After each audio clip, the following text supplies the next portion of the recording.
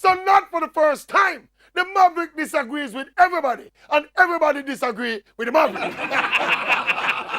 These plans of the Jamaican government to spend millions of US dollars, we're hearing figures ranging from 6 million to 40 million US dollars to upgrade the national stadium, among other things, so that Jamaica can host international events such as the IAAF World Relays and CONCACAF Gold Cup matches. But my question is, can Jamaica afford to host these big events?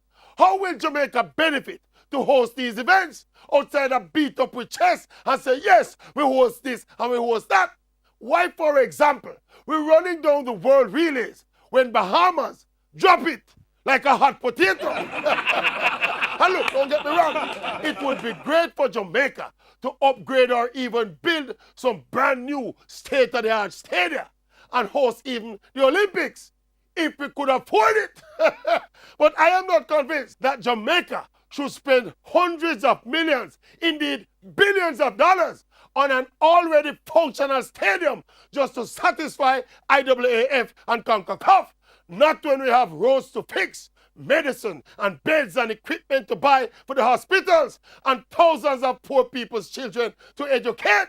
We could spend far less money and install that much talked about running track in central Jamaica and fix up some of the football surfaces like we see Mount Pleasant Academy doing down at Drax Hall.